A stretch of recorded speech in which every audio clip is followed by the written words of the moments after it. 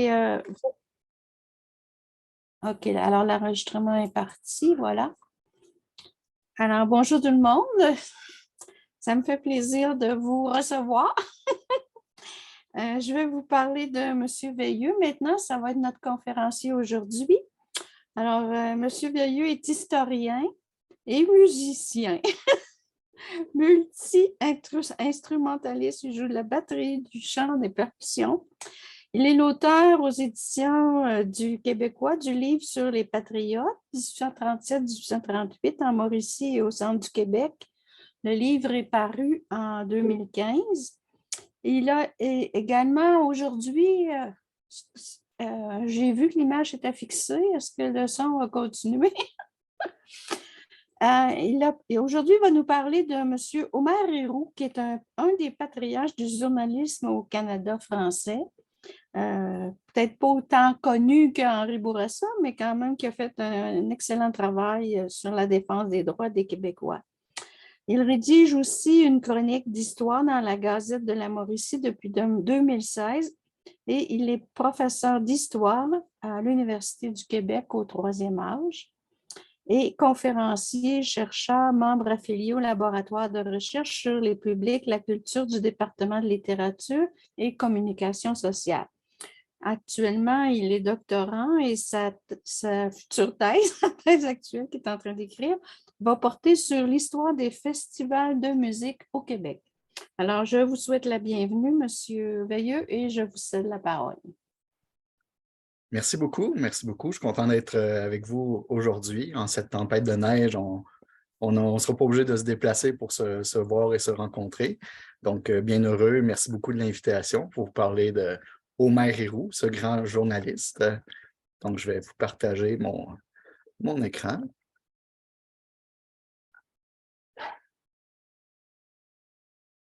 Donc, ça devrait marcher présentement. Excellent. Donc, en fait, tout ça a commencé en mars 2016. J'avais publié un article dans la Gazette de la Mauricie qui s'appelait Omer Héroux, un nationaliste très engagé. Et à la suite de ça, l'Association des familles Héroux m'a contacté pour me lancer le projet d'écriture d'une première biographie sur Omer Héroux, chose qui n'avait jamais été faite. Donc, l'année d'après, j'ai accepté le défi et l'année d'après, je suis allé chercher un collègue et ami historien, Francis Bergeron, avec qui j'ai coécrit l'ouvrage. Donc, tout ce que vous allez entendre aujourd'hui fait partie et dans le livre qui est paru à l'automne passé, donc en septembre. Et donc, vous n'êtes pas obligé de tout prendre en note. Tout est dans le livre et en plus, la conférence est enregistrée. Donc, il y aura une période de questions à la fin. Donc, si vous avez là, des commentaires ou des questions, simplement les noter ou les garder en tête. Donc, on revient aux origines. Le premier chapitre du livre parle justement de ce qui peut-être va vous intéresser le plus, de la généalogie des Héroux. Donc, le patronyme Héroux provient du nom Harry Wolf, de Harry, armée, et Wolf, loup. Et des Héroux sont déjà bien établis en Normandie, en France, dès le 14e siècle. D'ailleurs, le plus vieux document retrouvé et daté qui porte la signature d'un Héroux date de 1369.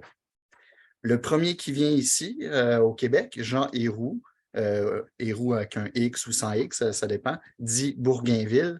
Lui, il n'apparaît pas dans le recensement de 1666, ni dans celui de 1667 en Nouvelle-France. Il est né vers 1651. Son occupation principale, c'est laboureur, agriculteur. Donc, il arrive ici là, à Trois-Rivières vers 1670. Il est âgé de 19 ans. Il est originaire du bourg de Blonville-Terre, qui s'appelle aujourd'hui Blonville-sur-Mer, qui est situé au bord de la Manche, comme vous pouvez voir sur la carte en bas. Et il va se marier l'année suivante, l'année après son arrivée, avec Jeanne Pépin, donc le 27 décembre 1671. Sur la droite, ce que vous pouvez voir, c'est un monument qui a été dévoilé en 1987, donc à l'occasion du 300e anniversaire de son décès. Un monument que vous pouvez trouver là, sur la rue des Ursulines à Trois-Rivières, près de la place du Flambeau, et qui, justement, a été commandité par l'Association des familles Héroux, avec la collaboration de la ville de Trois-Rivières. Quelques Héroux célèbres. Donc, tout d'abord, Pierre Héroux, le fils de Jean, qui est un des 12 fondateurs de Yamachiche. Il y a aussi 2 générations de Héroux à Yamachiche qui vont acquérir une solide réputation internationale de bâtisseurs d'églises et de presbytères à différents niveaux, que ce soit l'écriture des plans, la décoration, des réparations.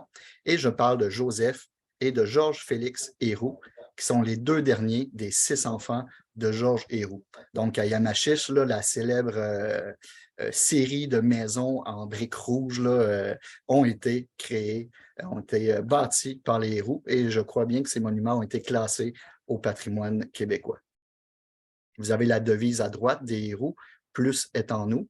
Donc, on voit bien la charrue, mais aussi la plume, parce qu'on va voir qu'il va y avoir plusieurs journalistes dans cette famille-là.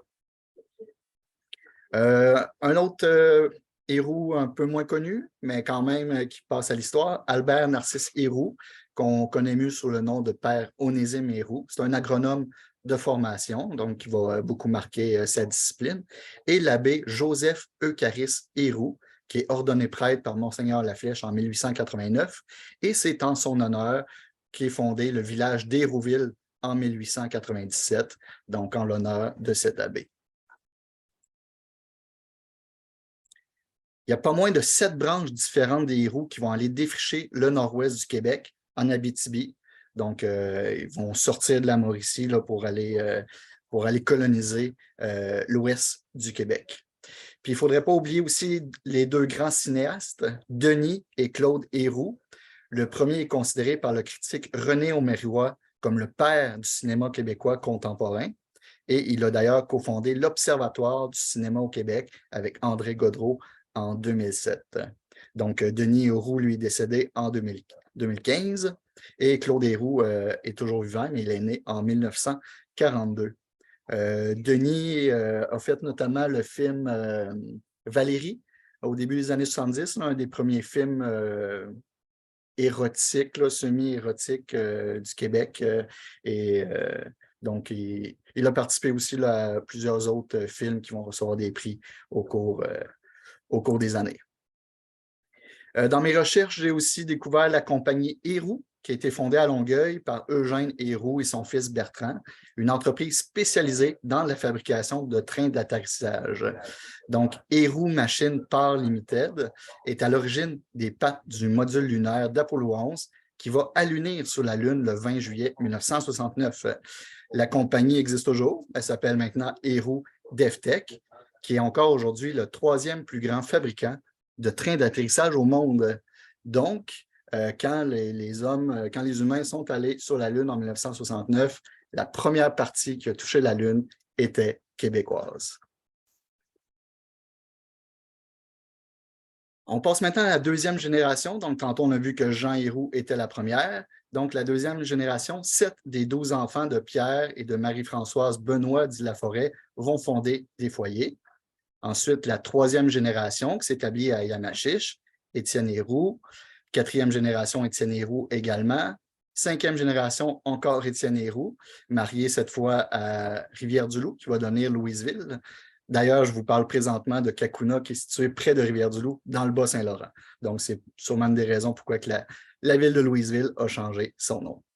La 6e génération, Louis-Onésime Héroux, né à Yamachiche, marié à Pointe-du-Lac avec sa cousine, Marie-Adéline Héroux. Il sera brièvement propriétaire des forges du Saint-Maurice. C'est quand même intéressant parce que les forges, c'est la première industrie lourde, la première industrie sidérurgique à avoir lieu en Amérique du Nord. Et donc, ça a été fondé là, en 1738 en Nouvelle-France, en Mauricie, évidemment. La 7e génération, Louis Dollard Héroux, lui, il est né à Saint-Barnabé. Il se marie au village de Saint-Maurice avec Adélaïde No, qui est une descendante d'Acadiens déportés par les Anglais en juillet 1755. Donc, Louis Dollard Héroux, qu'on peut voir sur la droite là, avec sa famille, est le père de notre protagoniste du jour, Louis Omer Héroux, qui fait donc partie de la 8e génération. Il est né à Saint-Maurice, dans le comté de Champlain, le 8 septembre 1876. C'est le fils aîné de la famille. Son père est un libéral modéré qui appuie notamment Honoré Mercier, très grand premier ministre nationaliste. Et son père tient un petit magasin à Saint-Barnabé-Nord.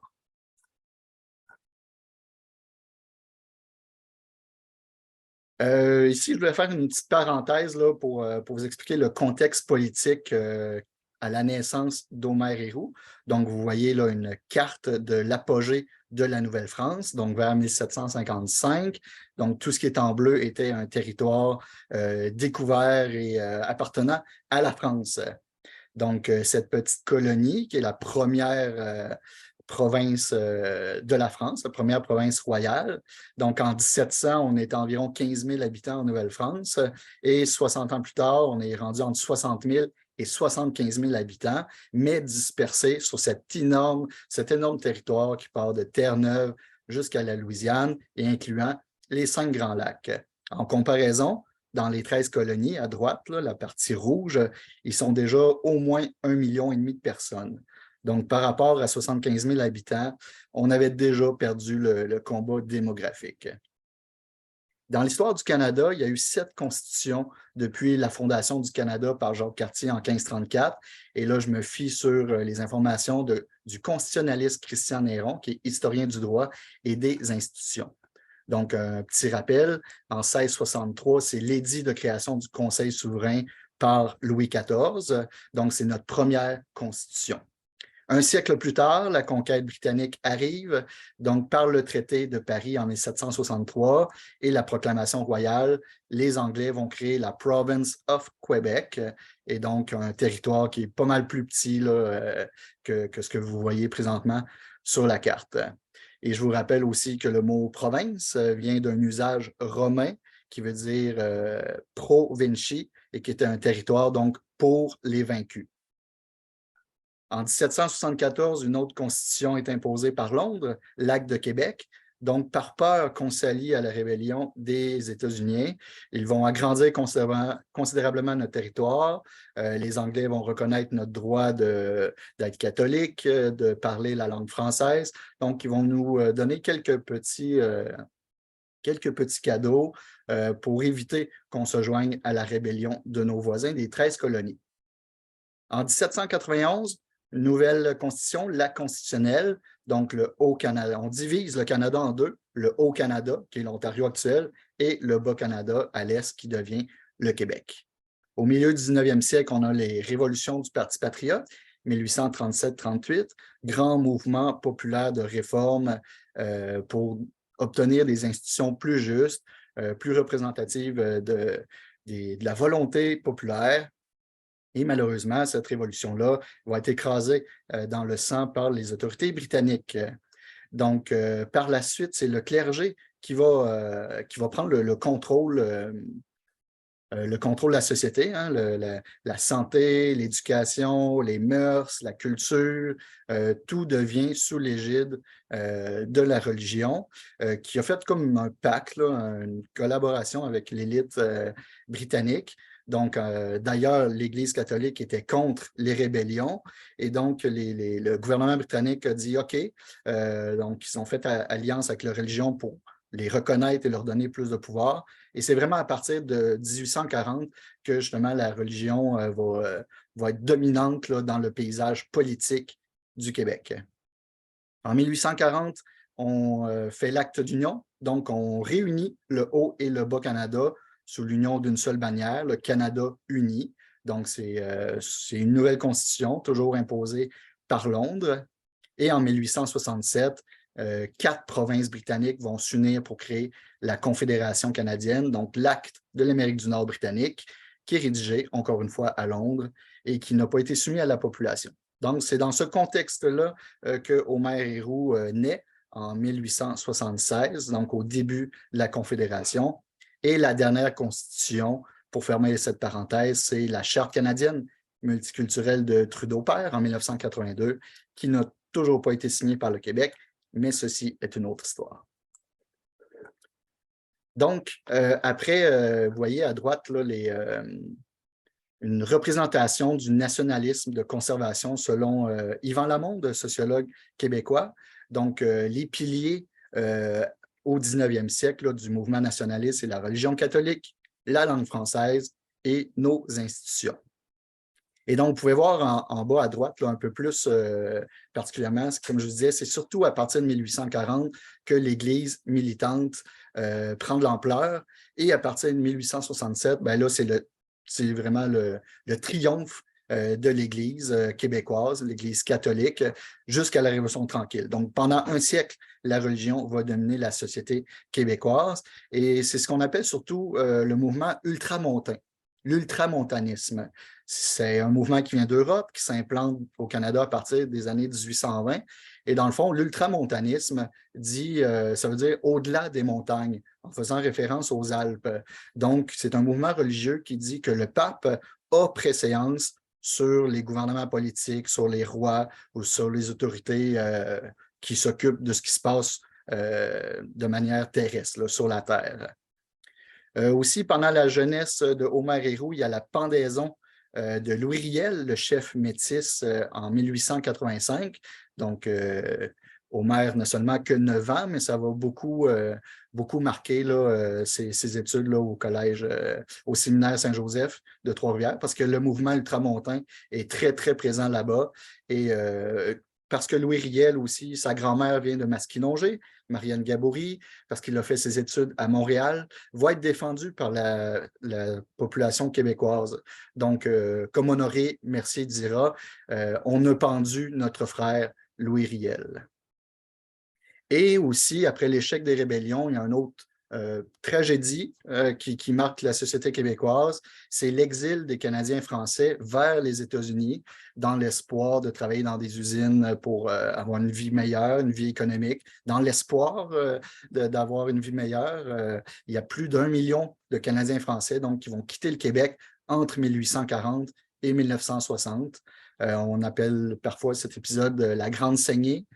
Et c'est aussi pour contrebalancer ce mouvement-là que l'Église catholique va mousser sur la colonisation et sur la revanche des berceaux, justement pour que, malgré les tentatives d'assimilation du gouvernement britannique et canadien, la société québécoise puisse garder la tête hors de l'eau et qu'on puisse toujours parler français, et ils ont réussi. Nous sommes toujours là aujourd'hui.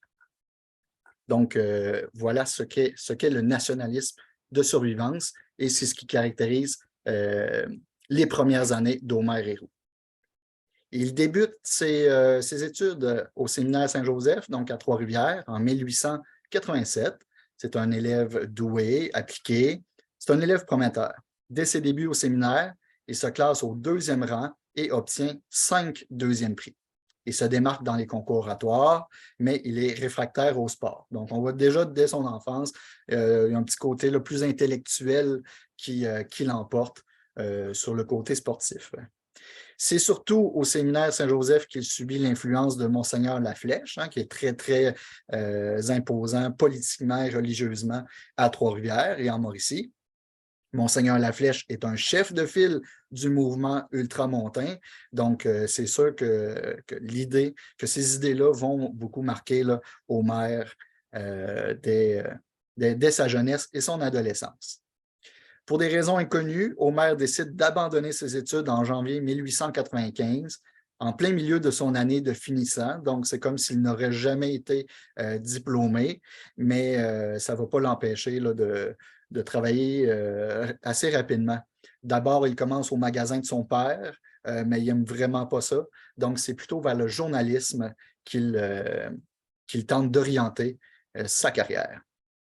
Vous pouvez voir 2 photos d'archives ici de Omer en 1886 et 1889. Une autre photo ici que j'ai retrouvée dans les archives du séminaire Saint-Joseph. Donc, on voit Omer Héroux là, en bas à droite. Donc, il fait ses débuts officiels en journalisme à Trois-Rivières en 1896. Donc, il est âgé de 20 ans, sous la direction de Pierre McLeod au journal Le Trifluvien. Pierre McLeod ou McLeod, je ne sais pas trop comment le prononcer. Dans le fond, c'est un un personnage très important. C'est le seul journaliste canadien-français présent au procès de Louis Riel. Donc, on voit que c'est quelqu'un qui est quand même engagé politiquement et qui a à cause qui a à cœur la cause du nationalisme canadien-français. Les premiers journaux auxquels Homer participe, entre 1896 et 1910, il y en a plusieurs. La Vérité, le Mouvement catholique, le Journal à Montréal, le Rappel, le Pionnier, le Nationaliste, le Passe-temps. Donc, il y en a quand même quelques-uns.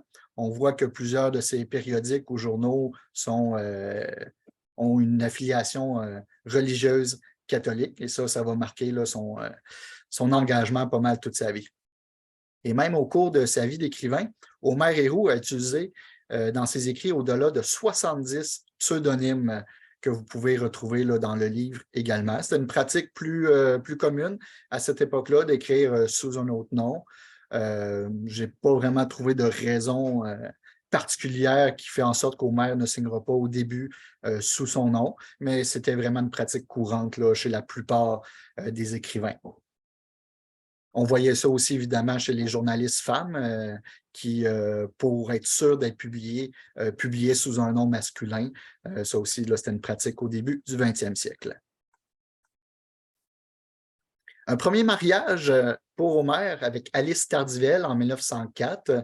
Donc, il se marie à l'Église Saint-Jean-Baptiste de Québec avec Marie-Alice Tardivelle, qui est la fille du grand héros du nationalisme canadien-français, un ultramontain, Jules-Paul Tardivelle. Donc, il fréquente la fille du directeur fondateur de l'hebdomadaire La Vérité, qui a été fondé en 1881, pendant l'année où il avait franchi la porte du journal de son père. Donc, il commence à travailler pour le propriétaire du journal La Vérité et il tombe amoureux de sa fille. Jules-Paul se fait aussi connaître pour son roman Pour la patrie, qui a été publié à Montréal en 1895, dans lequel il prône ouvertement la séparation du Québec d'avec le reste du Canada. C'est un des premiers, d'ailleurs, à préconiser l'instauration d'une république canadienne-française. Donc, même si Jules-Paul Tardivelle est né aux États-Unis, c'est un franco-états-unien, donc. Il va venir ici là, au Québec, va s'installer ici, il va demander sa citoyenneté et il va vraiment là, se sentir un élan envers la patrie canadienne-française et québécoise.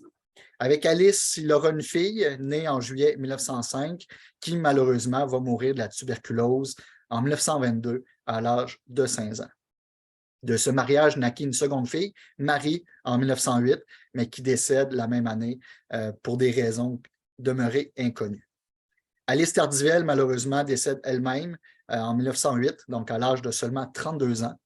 Selon des informations transmises par Jean Héroux, le fils de Homer, Alice va décéder à la suite d'une grossesse ectopique. Donc, c'est une grossesse là, qui a lieu dans les trompes de Fallope qui dégénère en multiples souffrances, laissant donc à son mari une fillette de 2 ans et demi que les grands-parents, Louis Dollard et Adélaïde, vont recueillir chez eux pendant un certain temps, alors qu'ils habitent à Trois-Rivières. Donc, Homer, malheureusement, perd en Alice une très bonne épouse qui l'assiste volontiers dans son travail en relisant ses articles et en lui faisant des suggestions pour ses écrits. Tantôt, on a parlé brièvement de Henri Bourassa dans l'introduction. C'est un proche collaborateur d'Homer Héroux. Donc, je vais vous parler un peu de Henri Bourassa, qui est le petit-fils du seigneur de Montebello, le grand chef patriote Louis-Joseph Papineau. Donc, il est son petit-fils par sa généalogie matriarcale. Et Henri Bourassa représente le comté de Labelle de 1896 à 1907 et de nouveau pendant 10 ans, de 1925 à 1935. Et dès le départ, lorsqu'il est élu à la Chambre des communes, à l'âge de 28 ans, c'est le plus jeune député du Parlement d'Ottawa et il a l'air d'un gentleman très, très énergique et bien engagé dans les affaires politiques. Donc, au début du 20e siècle, un groupe d'hommes sous l'égide du jeune député de Labelle élabore une doctrine nationale pan-canadienne, donc pour tout le Canada, qui s'oppose à l'impérialisme britannique. C'est un nationalisme donc pan-canadien qui cherche à garantir l'autonomie du Canada envers l'Angleterre, à éradiquer la partisanerie, à établir une économie nationale et une cohabitation harmonieuse entre les Canadiens français et les Canadiens anglais. Bourassa devient vite le maître à penser pour une génération de Canadiens français qui sont sensibles à la conservation de leur nationalité. Comme son grand-père, Henri, Henri est un orateur qui sait faire lever une foule. Les gens s'assemblent par milliers lors de ses assemblées triomphales. Autour de lui gravitent de jeunes nationalistes fougueux comme Jules Fournier, Armand Lavergne et Oliver Asselin. C'est d'ailleurs Oliver Asselin qui va présenter Omer à Henri Bourassa comme un journaliste aux convictions religieuses profondes et au style exigeant de sa langue écrite. Donc, Omer Héroux, qui est non seulement un admirateur d'Oliver Asselin lui-même, mais aussi de Bourassa, va même jusqu'à imiter sa coupe de cheveux et sa barbichette pointue. Une des occasions qui va permettre à Henri Bourassa de s'affirmer comme le chef de file du mouvement nationaliste, c'est le 21e Congrès eucharistique qui a lieu à Montréal en 1910. C'est la première fois que se tient en Amérique du Nord un congrès eucharistique international. On y attend 3 cardinaux, 700 évêques et plus de 10 000 religieux. Donc, c'est à cette occasion-là que Bourassa, à Montréal, va improviser un discours très important pour la cause du français au Canada. En fait, il réplique à l'archevêque catholique de Westminster à Londres, Monseigneur Francis Bourne, qui vient ici nous dire qu'on devrait parler anglais. Parce que la meilleure façon de convertir l'Amérique et les faire passer du protestantisme au catholicisme, ben, ça serait de parler leur langue et de les convertir en anglais. Donc, l'anglais, je veux dire, la religion était plus importante que le nationalisme pour Rome. Et donc, Bourassa, choqué par cette intervention, suit Monseigneur Bourne et improvise son discours et termine ainsi. Nous ne sommes qu'une poignée, mais nous comptons pour ce que nous sommes et nous avons le droit de vivre. Évidemment, les 10 000 personnes présentes vont lui faire une ovation monstre et tout le monde avait compris que Monseigneur Bourne était dans l'erreur. La même année, en 1910, c'est aussi la première édition du journal Le Devoir, donc qui paraît le 10 janvier 1910, avec la devise « Fais ce que doit », qui avait été empruntée à Papineau. Le journal s'installe à Montréal, dans la rue Saint-Jacques, dans le Vieux-Montréal, dans l'ancien siège du journal La Patrie. En fait, Henri Bourassa, ça fait longtemps qu'il songeait à fonder un quotidien libre et indépendant.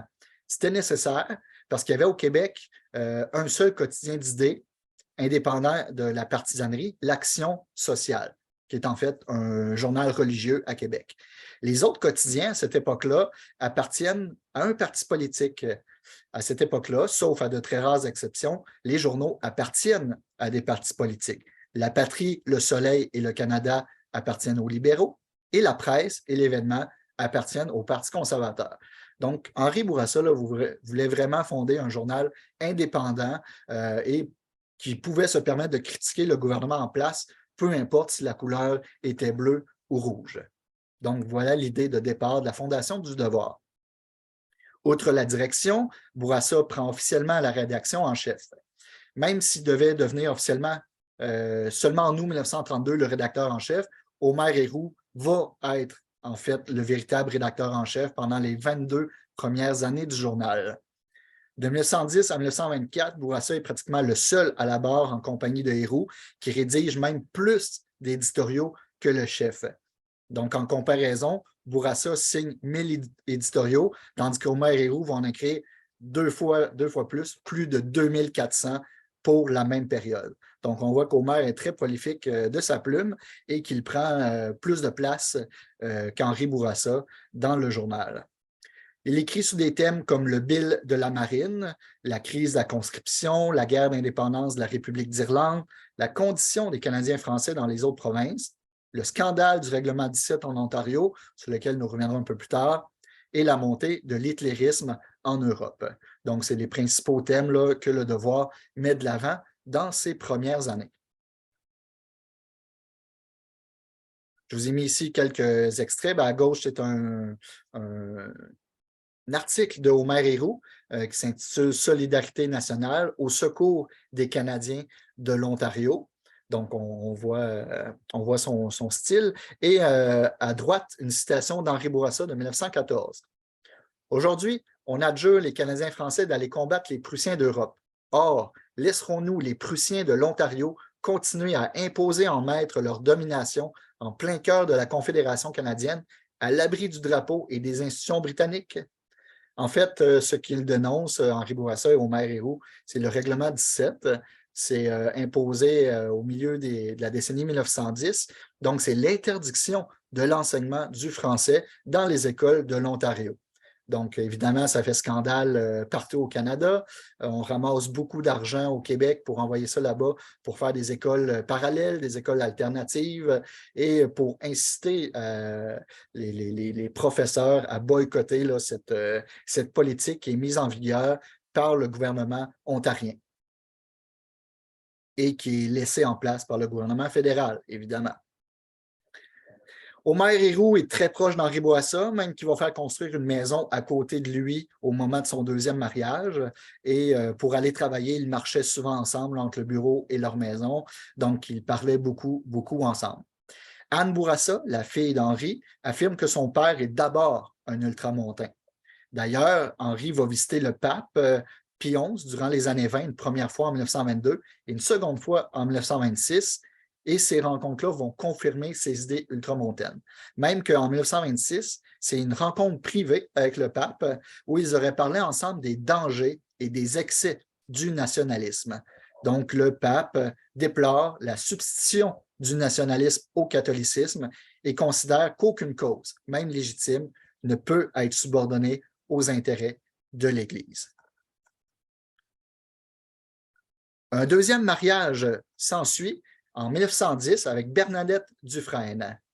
Elle est la fille d'un autre journaliste d'origine trifluvienne, mais qui va s'exiler aux États-Unis, Éphrem Rivard Dufresne, qui devient propriétaire adjoint du Journal des Trois-Rivières, qui est un organe ultramontain conservateur, fondé un an plus tôt par son frère, Honoré, un notaire marchand-libraire. Vers 1882, donc, Éphrem quitte Trois-Rivières pour les États-Unis pour continuer son œuvre de journaliste dans le Minnesota, à Minneapolis et à Saint-Paul, puis à Manchester, dans le New Hampshire. Il revient à Trois-Rivières en 1901. Donc, Bernadette, elle est née aux États-Unis.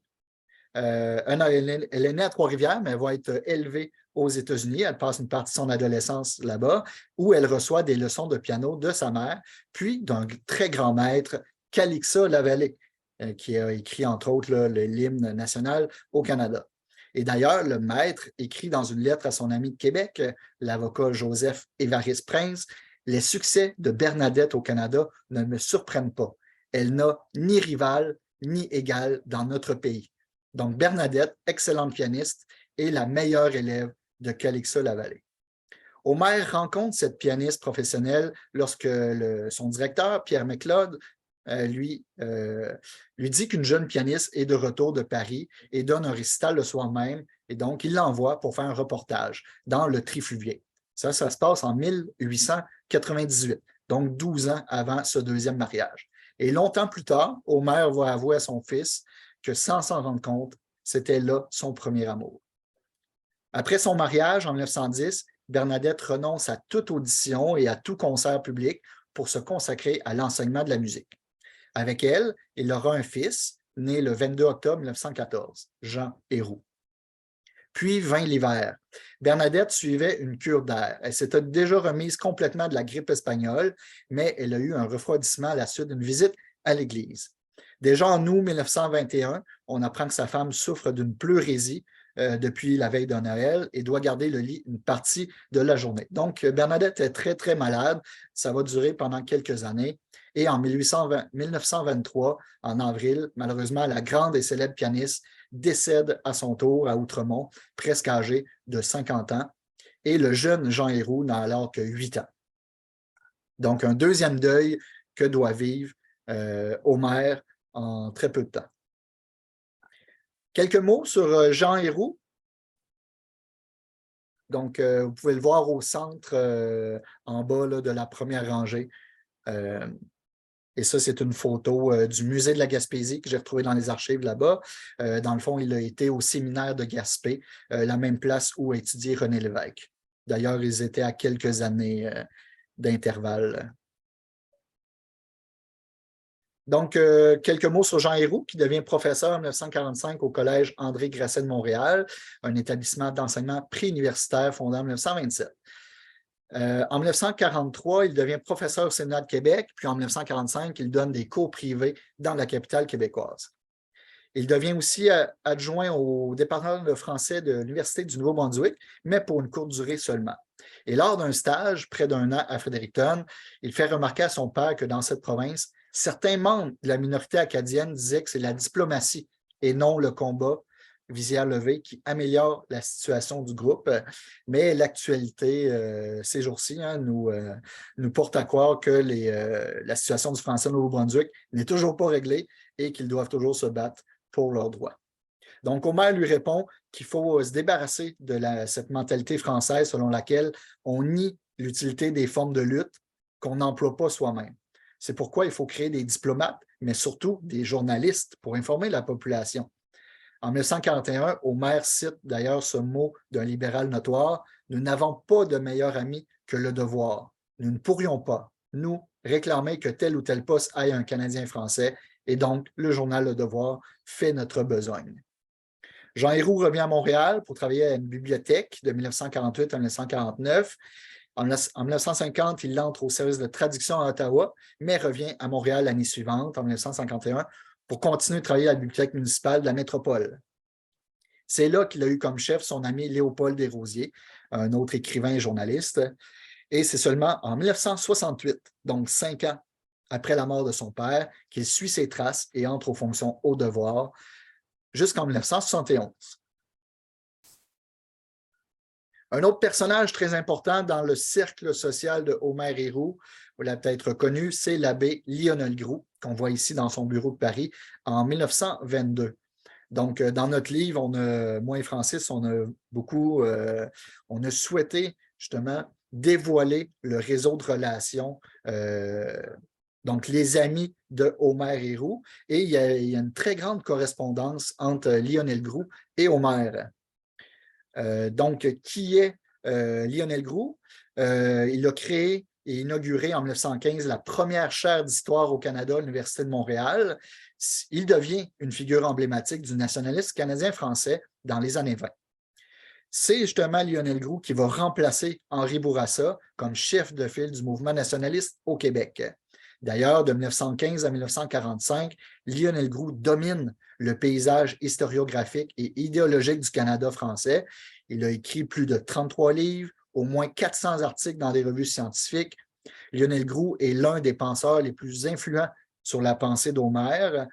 Et selon Charles-Philippe Courtois, qui a publié récemment une excellente biographie de Lionel Groulx, titre d'ailleurs qu'il est le penseur le plus influent de l'histoire du Québec. En 1937, Lionel Groulx va secouer les intellectuels lors du 2e congrès de la langue française au Canada, qui a lieu, je crois, à Québec, en déclarant « Qu'on le veuille ou non, notre État français, nous l'aurons, à l'intérieur du Canada si possible et à l'extérieur s'il le faut. » Donc, par la suite, Groulx va préciser qu'il n'est pas vraiment séparatiste. Il parle plutôt d'un État fédératif. Néanmoins, l'abbé est très actif au niveau intellectuel. Il va fonder l'Institut d'histoire de l'Amérique française en 1946 et l'année suivante, il va fonder sa revue, la Revue d'histoire de l'Amérique française, qui est encore très, très, très respectée dans le domaine de l'histoire au Québec et en Amérique française. Donc, en 1922, le chanoine Groulx entreprend une importante enquête à l'Action française, une revue fondée en 1917 qui concerne l'avenir politique des Canadiens français et flirte avec l'idée d'indépendance.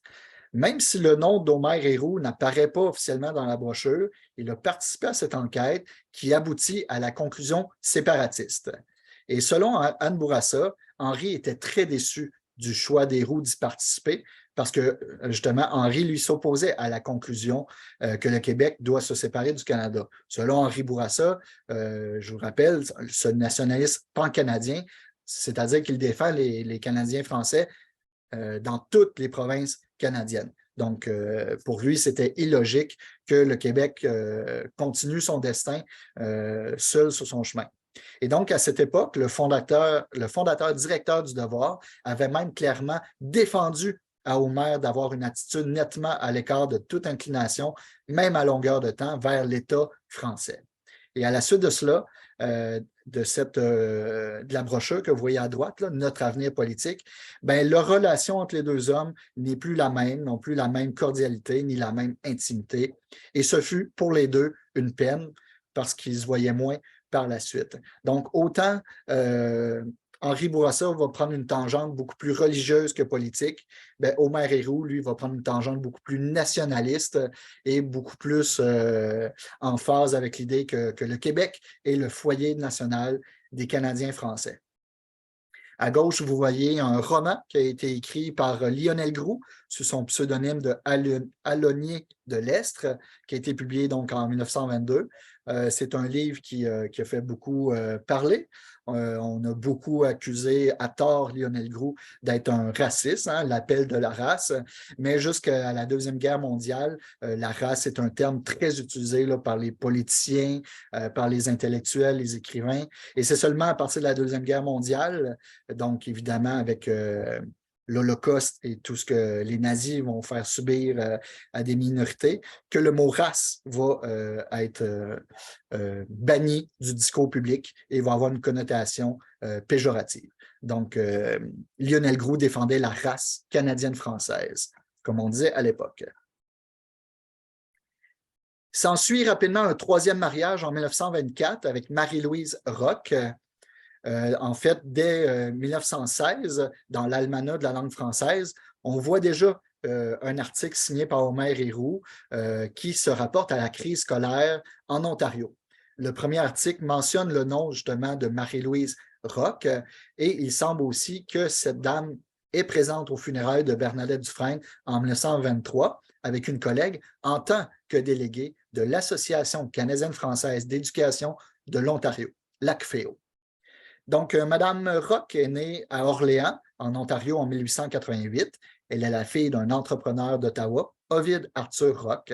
C'est un homme politique, homme d'affaires, fonctionnaire, nommé inspecteur des industries de l'Est de l'Ontario et sans doute à cause de son appui au Parti libéral provincial. Sans y jouer un rôle prédominant, il participe surtout à l'organisation du Congrès de janvier 1910 qui doit jeter les bases d'une association pour réunir tous les Canadiens français dans l'Ontario et ça va donner l'ACFEO, justement. Marie-Louise Roch, elle est une enseignante dans la région d'Ottawa et elle est, comme son père, une figure de proue du mouvement de défense des droits des francophones en Ontario et participe notamment aux premiers efforts pour regrouper les enseignants franco-ontariens dans une association professionnelle.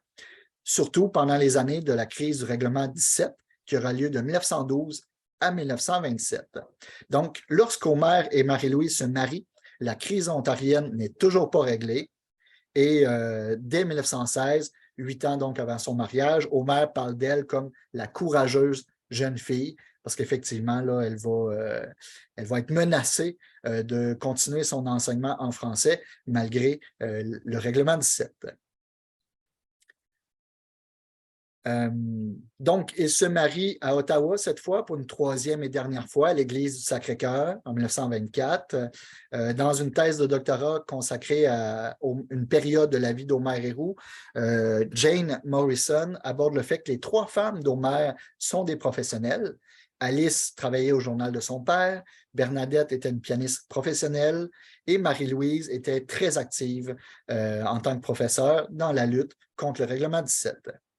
Elle décède à son tour en 1976, 13 ans après Omer Héroux, et selon le généalogiste Gérard Héroux, elle aurait été inhumée dans son lieu d'origine, donc à Saint-Jean-d'Orléans, près d'Ottawa. Et dans les archives de BANQ Montréal, on peut retrouver là, une vingtaine de lettres échangées avec sa femme dans l'année précédant son mariage. Son fils, je l'explique un peu plus dans le livre, là, mais son fils Jean, évidemment, âgé de 8-9 ans, va être très troublé que son père se remarie aussi vite. Mais il faut comprendre là, justement que la relation entre les deux personnes existait depuis plusieurs années déjà. Une autre chose importante que le Devoir va développer dans les années 1920, ce sont des voyages, des sortes de pèlerinages politiques, si je peux dire. Donc, tout d'abord, c'est un voyage qui est organisé en Acadie en 1927. Donc, une délégation là, de, je pense, au moins une cinquantaine de personnes vont aller voir les associations françaises et patriotiques de l'Acadie pour établir des liens avec ces gens qui ont quand même beaucoup d'affinités, autant politiques, culturelles que linguistiques. Et donc, pour développer une affinité avec ces gens de l'Acadie. Donc, vous pouvez voir là, ici le trajet qu'ils ont effectué. Donc, ils vont même faire un deuxième voyage en Acadie. Et Homer va organiser, quant à lui, au début des années 30, je crois, au fin des années 20, un autre grand de ces voyages, mais cette fois en Louisiane. Et donc, c'est plus d'une centaine de personnes qui vont partir de Montréal pour aller rencontrer nos frères éloignés, comme ils disent, nos cousins de la Louisiane, pour tenter de les connaître, hein, parce qu'ils ils ont été déportés malgré eux. La mère d'Homer est aussi une descendante d'Acadienne, donc il y a vraiment des affinités. Et le Devoir finance ces activités par ses voyages ou par la vente de brochures qui résument ces voyages politiques. Donc, Homer Héroux fait partie du voyage et va témoigner dans ses écrits là, comment je pourrais dire, de la chaleur de la relation et de l'accueil que les Canadiens français du Québec et d'Acadie vont recevoir en Louisiane, comme si la relation, finalement, après 150 ans depuis la déportation, n'avait jamais eu lieu, qu'il n'y avait pas eu de rupture en tant que telle. Et donc, on va miser là-dessus pour faire fleurir le français partout en Amérique et pour défendre la cause des Canadiens français, qu'ils soient en Ontario, en Alberta, en Acadie, aux États-Unis ou en Louisiane. Donc, il y a comme un sentiment de solidarité que Homer va développer par ses écrits et par ses voyages et avec ses collègues. Homer bat les records d'ailleurs en rédigeant en moyenne 150 à 200 éditoriaux par année entre 1910 et 1922. Donc, ça, c'est 3 à 4 articles par semaine.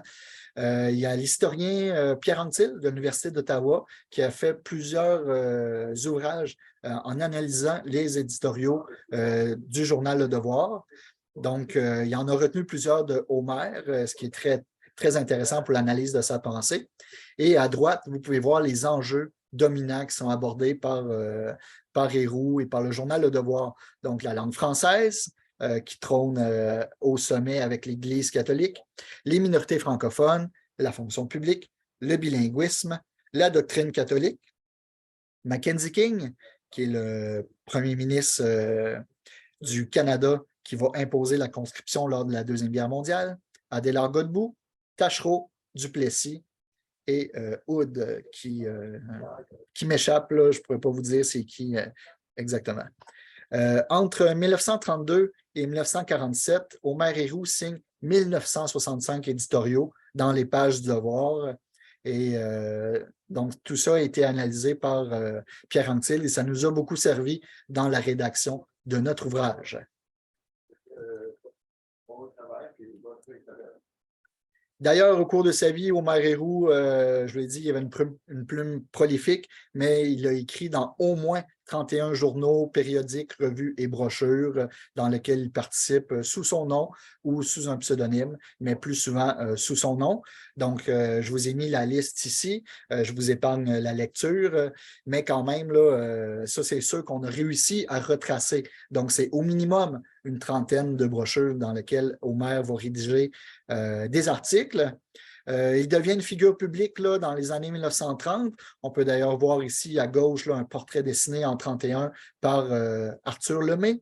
Donc, je ne me rappelle plus quelle brochure ça a été publié, mais en 1933, dans l'Almanach de la langue française, on a une caricature d'après La Palme de Homer Héroux qui apparaît. Donc, ces caricatures-là confirment qu'Homer Héroux est quand même un personnage très respecté de la société et en tant que personnage public, justement, il acquiert une importance considérable.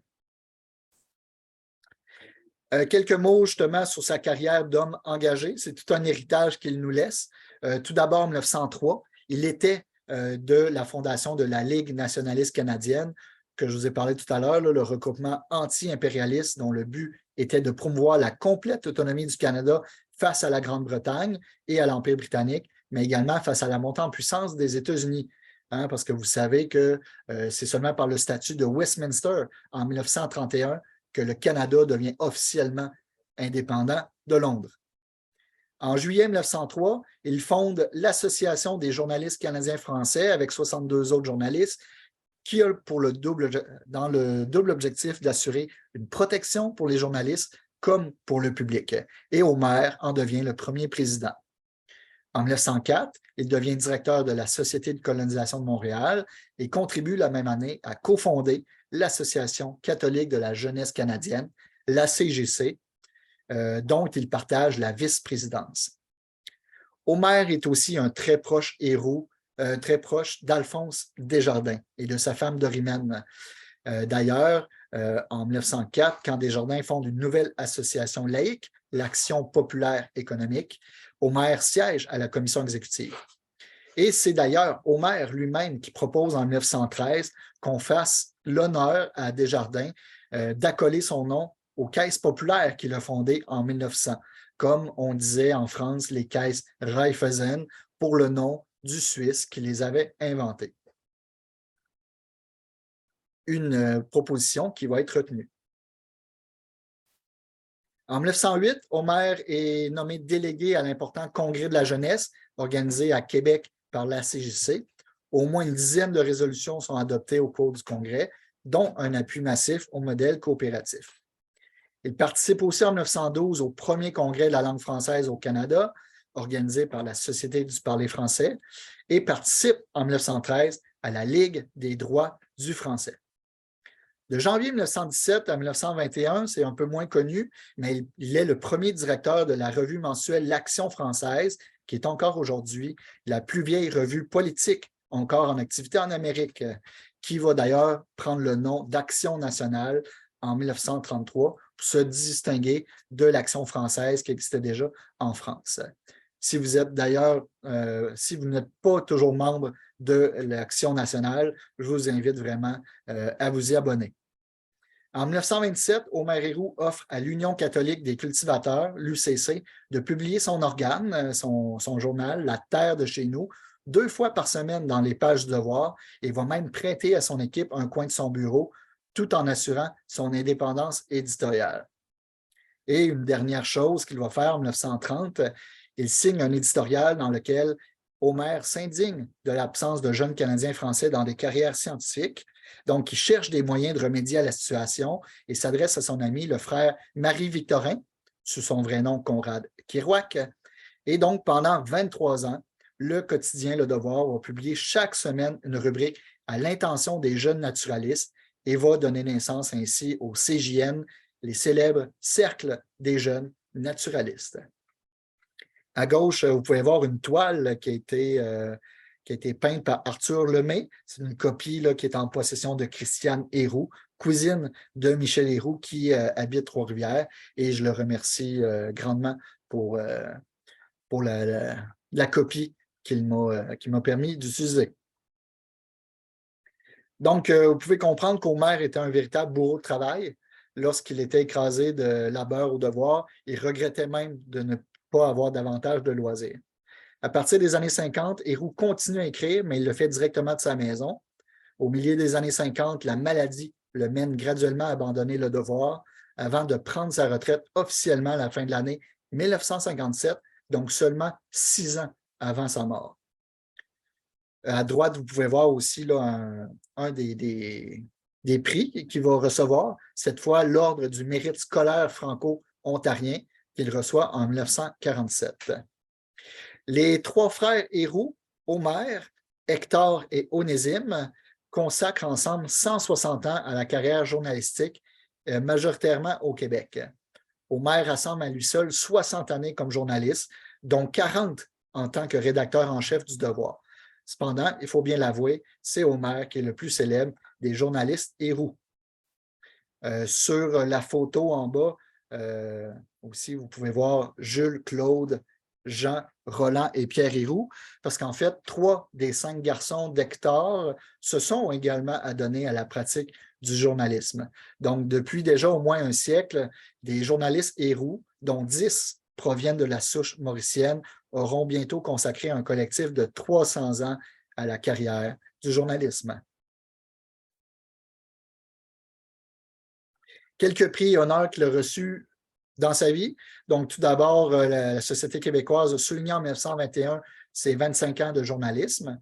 En 1947, il reçoit un prix de l'Association canadienne-française d'éducation de l'Ontario pour son aide dans la lutte au règlement 17.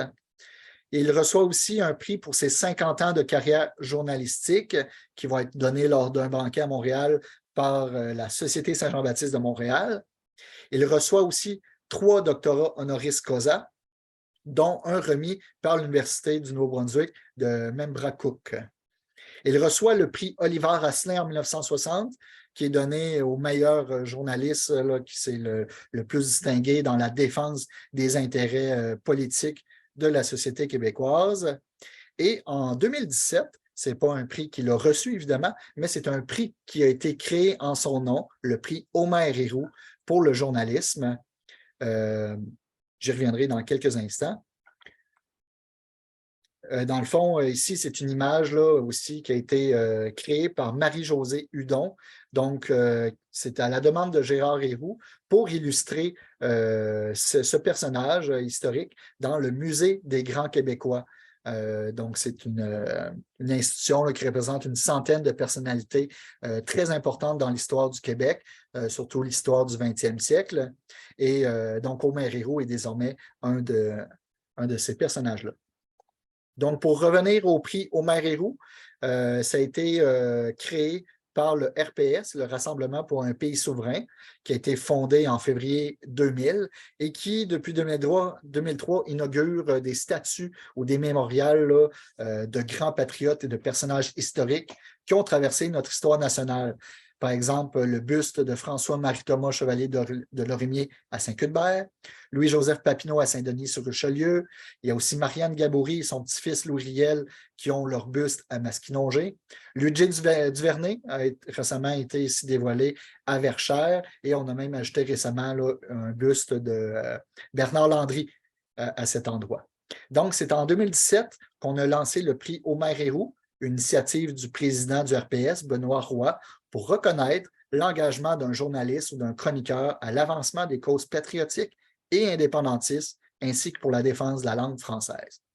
Le premier récipiendaire était Pierre Schneider, cofondateur du FLQ et journaliste pour le Journal de Montréal, qui est toujours vivant aujourd'hui, mais qui se bat contre un cancer. D'ailleurs, on lui donnait 6 mois à vivre et ça fait 1 an déjà là, qui tente de garder sa santé, puis il a écrit un excellent livre sur le possible assassinat de Daniel Johnson en 1968. Ça s'appelle « La République assassinée de Daniel Johnson », un livre que je vous conseille. Le deuxième récipiendaire du prix Omer Héroux est Mathieu Bock-Côté. Ensuite, Pierre Duchesne, ancien ministre et journaliste, qui avait écrit d'ailleurs la biographie de Jacques Parizeau. En 2021, c'est Pierre Allard, journaliste et ex-éditorialiste au quotidien Le Droit, un journal franco-ontarien. Donc, il reçoit, c'est un franco-ontarien d'origine et il avait été congédié en 2014 là, pour dénoncer Power Corporation. Donc, Pierre Allard a reçu ce prix en 2021. Et le dernier à l'avoir reçu en 2022 est Régent Tremblay, journaliste sportif et scénariste, qui a couvert 12 Jeux olympiques à partir de 1976 et qui est aussi connu comme l'auteur de Lancer compte. Donc, vous voyez ici une photo là, du prix Omer Héroux. La statuette ne représente pas Omer Héroux, elle représente effectivement Louis-Joseph Papineau. D'ailleurs, en novembre 2022 à Saint-Ours, moi et Francis Bergeron, on a reçu le prix pour le prix Omer Héroux, mais un autre, le Grand Prix littéraire de la presse québécoise pour notre ouvrage biographique. Donc, en seulement 2 mois, on a déjà reçu un prix. Donc, on était très, très contents là, de cette première récompense. Je remercie aussi, je profite de l'occasion pour remercier mon collègue Francis Bergeron pour son aide précieuse pour fouiller les centres d'archives, pour ses nombreuses relectures, pour ses commentaires pertinents dans la rédaction de notre ouvrage commun, qui a quand même pris 4 à 5 ans de travail. Puis on n'a pas la prétention de cet ouvrage-là d'avoir tout dit sur la pensée politique d'Homère, mais on voulait surtout révéler son cercle social intime, amical et professionnel. Donc, avant de conclure, quelques mots là, sur les derniers instants de sa vie. Au moment de sa retraite en 1957, Homère est assez âgé, 81 ans, et malade, mais il continue d'envoyer des articles souvenirs au Devoir. Depuis un certain temps, son écriture, ces articles avaient été habituellement écrits au crayon, étaient devenus à peu près illisibles, comme on peut voir ici là, sur la droite dans cette lettre de 1950. Qui est quand même assez dur à défricher. Donc, c'est Marie-Louise Roch, sa troisième femme, qui ne savait pas non plus la dactylographie, envoie probablement au journal des articles transcrits à la plume sur la dictée du patriarche. Très belle photo qu'on peut voir en haut de Homère Héroux à son bureau au journal Le Devoir. En octobre 1962, une rue est dévoilée en son honneur à Montréal-Nord, donc à l'emplacement qu'on peut voir sur la carte. Et quand même, c'est plutôt rare qu'une personne peut voir une rue dévoilée à son honneur de son vivant. Hein, c'est quelque chose là, qui se fait très rarement. Donc, très bel honneur pour Homère Héroux, une année avant son décès. Donc, il décède le 3 mai 1963 à l'âge de 86 ans et 8 mois. Il décède à Montréal, mais on va rapatrier son corps à Trois-Rivières parce que sa famille et ses origines sont trifluviennes. Quelques mots sur les honneurs qu'il a reçus. Donc, dès 1848, on le nomme le plus intrépide champion des minorités françaises de l'Amérique du Nord. Qui incarne les principales qualités des enfants du sol rural, l'humilité, l'amour du travail et la probité foncière. Excusez.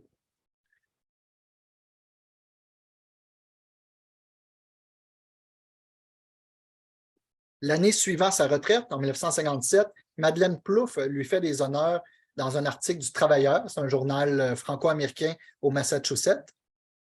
L'article s'intitule « Homère Héroux, chantre des minorités françaises d'Amérique ».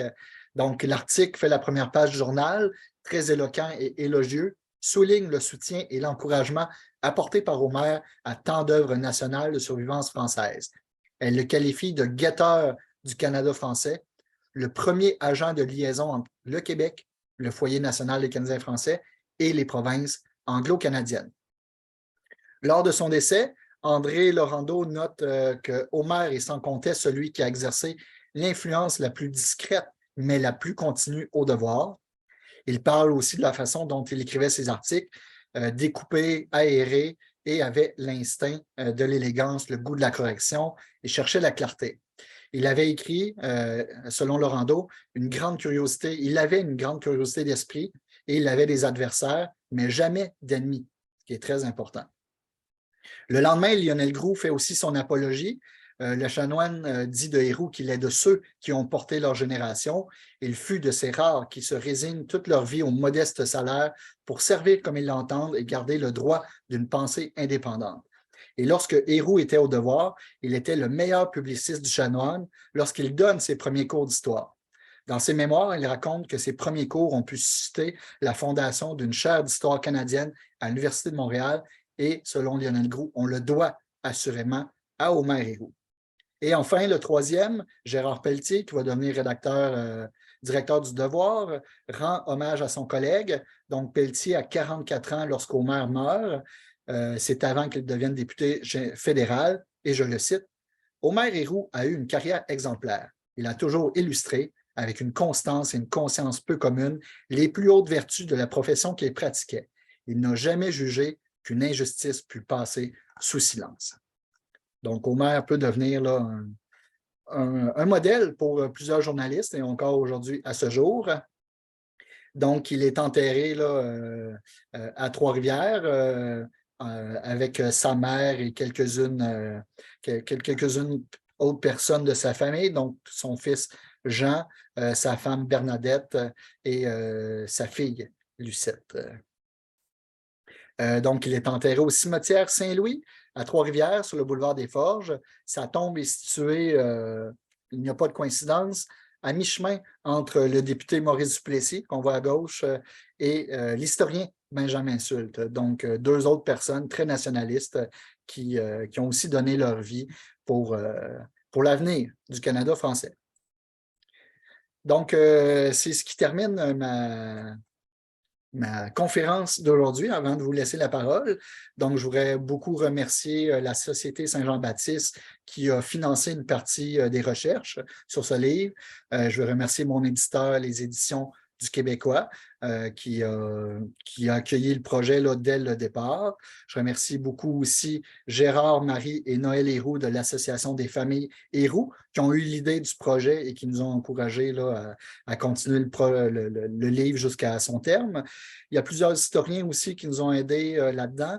Daniel Robert, André Calvarchon, Daniel Laprès, René Baudouin, René Hardy, François Delagrave. Donc, je les nommerai pas tous non plus, mais tous ceux qui, dans les centres d'archives, nous ont envoyé là, que ce soit BNQ, Séminaire Saint-Joseph, donc ceux qui nous ont envoyé des photos, des lettres manuscrites ou qui nous ont aidés à retracer les morceaux du casse-tête de la vie d'Homère qui est absent, en fait, là, de nos livres d'histoire. Disons, la morale de cette histoire.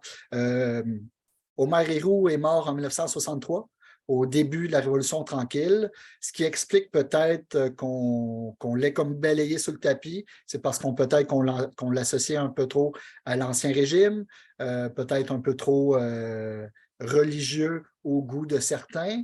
Mais ce qui est encore plus malheureux et qui est vraiment une leçon là, pour tout le monde qui a à cœur le patrimoine québécois, c'est qu'au décès de Jean Héroux, son fils, en 2000, celui-ci n'a pas eu de descendance. Et malheureusement, toutes les archives qu'il avait, toute la bibliothèque qu'il avait gardée de son père a été jetée à la poubelle parce qu'il n'y a personne qui l'a réclamé.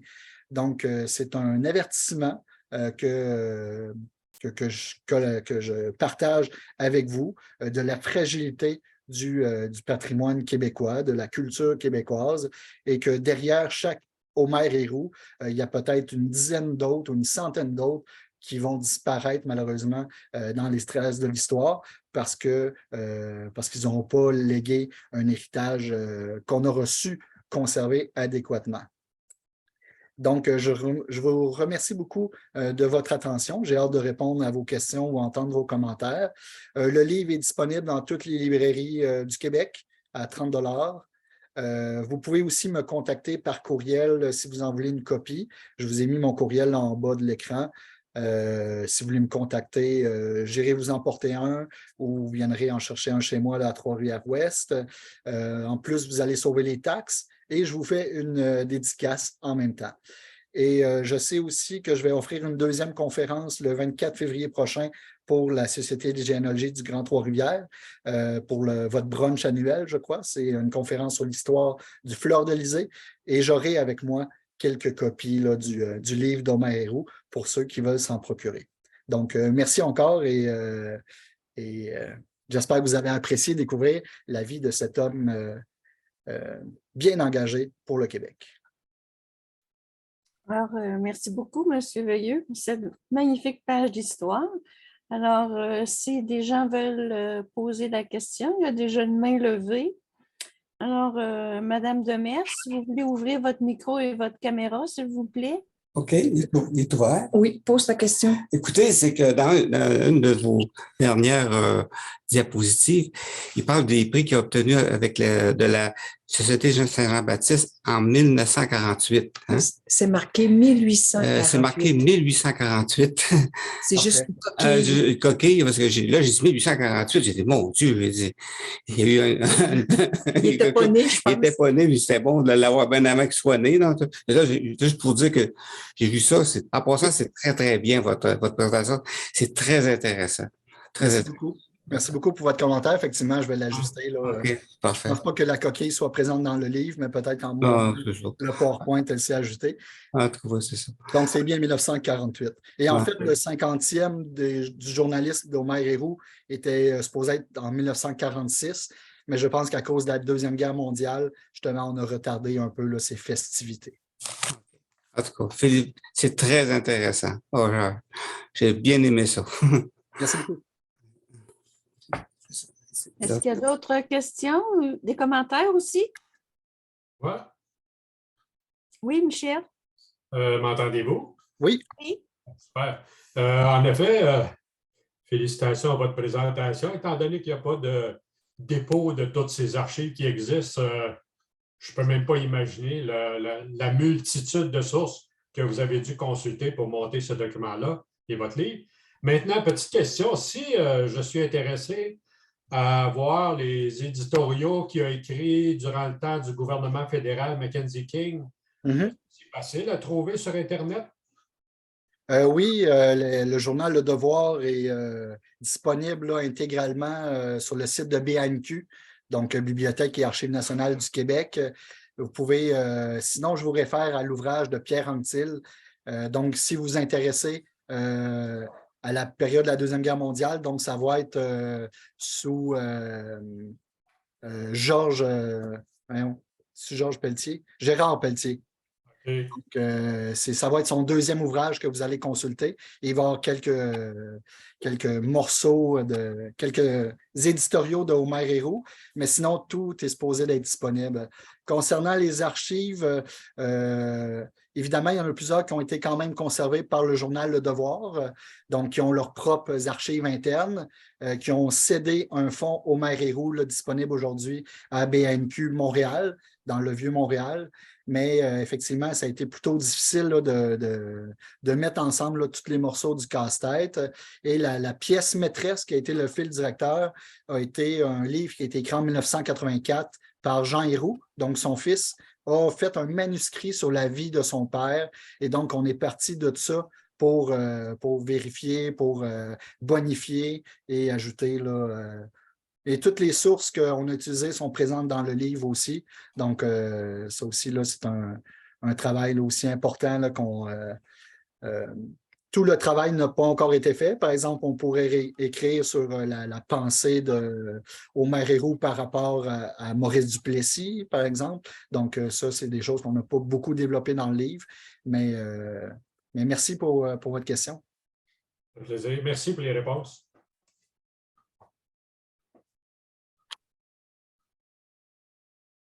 Oui, autre question? Il y a quelqu'un aussi, M. Veilleux, qui vous a envoyé des remerciements dans le chat. Oui, merci beaucoup. Merci à tous là, de votre présence et de votre intérêt envers Omer Héroux, qui est un personnage que je connaissais vraiment pas, étant donné qu'il est absent des livres d'histoire, donc malheureusement disparu dans l'ombre d'Henri Bourassa, mais je pense qu'on a réussi à dépoussiérer un homme important pour son époque.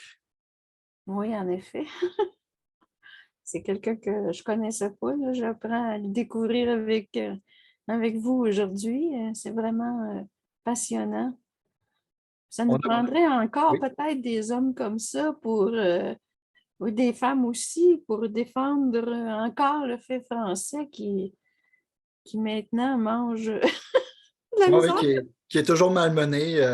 D'ailleurs, le livre s'achève par un épilogue, justement une réflexion sur la situation du français aujourd'hui, qui est en déclin au Québec et dans le reste du Canada. Qu'est-ce qu'Omer Héroux aurait pensé de ça, justement, de ce combat, de cette Louisiane qui tente à peine là, de se refranciser, de l'Acadie au Nouveau-Brunswick. Encore, là, les débats, l'actualité nous démontre que la langue française n'est toujours pas acquise dans cette seule province bilingue au Canada. Le Nouveau-Brunswick est la seule province bilingue, alors que le Québec est la seule province unilingue française, mais c'est toujours un combat à mener parce que les forces contre la langue française sont peut-être plus fortes qu'on pense et ça s'explique par de nombreux facteurs, évidemment. Effectivement. Alors, d'autres commentaires? Je vous remercie beaucoup, M. Veilleux. C'était très intéressant. Pour ce qui est de l'enregistrement, est-ce que vous avez enregistré sur votre disque dur ou sur le cloud? Sur le disque dur. Donc, si vous voulez, je peux mettre ça sur ma chaîne YouTube et puis vous envoyer le lien. Ah, excellent. Merci beaucoup. Alors, s'il n'y a pas d'autres questions ou d'autres commentaires, nous allons terminer maintenant. Alors, on vous attend le 24 février, M. Veilleux, Oui. pour parler de notre drapeau. Oui, au plaisir et avec plaisir, en chair et en os. Oui. On fera un retour sur les origines de la fleur de lys et l'évolution du drapeau du Québec de Jacques Cartier à nos jours. Wow! Rien de moins. Rien de moins.